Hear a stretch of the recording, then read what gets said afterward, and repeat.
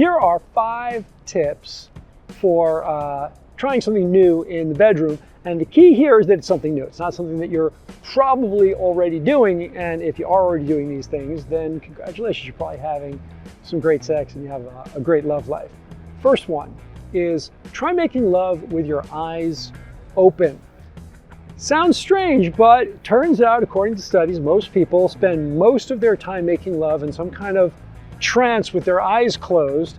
And often that's because they're fantasizing about being somewhere else with someone else because they've just gotten used to that from masturbation, from porn, or just because they've got a lot of insecurities around their own sexuality. You might not even know you're doing it. You might think, hey, Alex, but my eyes are open during sex.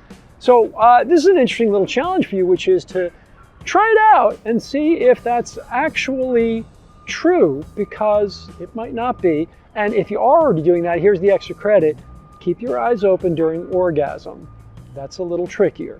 Second thing is try starting a fantasy right in the middle.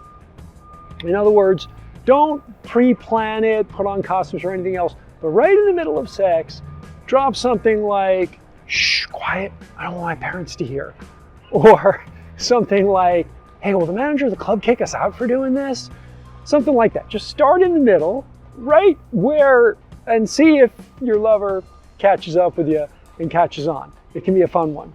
Tip number 3, massage. And I mean the real deal. I don't mean a little shoulder rub or a little foot rub. I mean bust out the oils and throw down a towel and a proper massage. And if you don't know anything about massage, if you don't feel like you've got any skills in this area, hooray, big opportunity. Get yourself a little, Google up some videos on massage techniques and try them out. Learn a couple of massage techniques, because learning massage gives you more intelligence in your fingertips and will make you a better lover. And before making love, it's a great way to unwind, leave the stress of the day behind, and transition from, the business of living to a sensual, slowed down place where, lovemaking happens.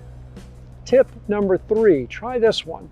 Try taking turns with giving and receiving, instead of just kind of letting it happen randomly and giving and receiving by random. And, maybe you go down her, she goes down you. Make it more of an intentional thing. Like tonight is just for you and tomorrow's going to be just for me. And it gives you an opportunity to really explore your lover, really explore what they like and what they don't like, get feedback, really focus on it, because you're not focusing at all on your own arousal for that period of time. So it's a pretty cool one. You might learn something new. And before I go on to tip 5, by the way, I just want to mention to you that, which is the best one, of course, I want to mention to you that your subscription to my channel and your likes and your comments below are what make it possible for me to keep doing these videos. And I would love to keep doing these videos for you. And I love interacting with my audience here on YouTube. So please take a second to subscribe. And also, if you have any questions or insights or your own ideas that you want to add to the conversation, put them below. I'd appreciate it. So the 5th tip, finally, is breathing together.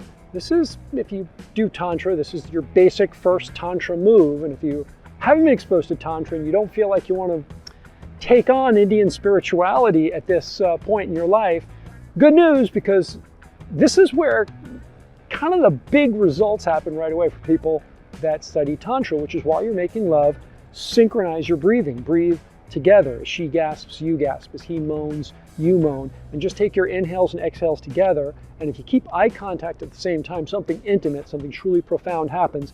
It sounds like, what's the big deal? We're going to breathe at the same pace. How is that going to change things? And I'm just encouraging you to try it, because this one tip has saved a lot of marriages and it's given a lot of people a lot of sexual satisfaction. So don't underestimate it. Try all 5 and let me know how they work out for you.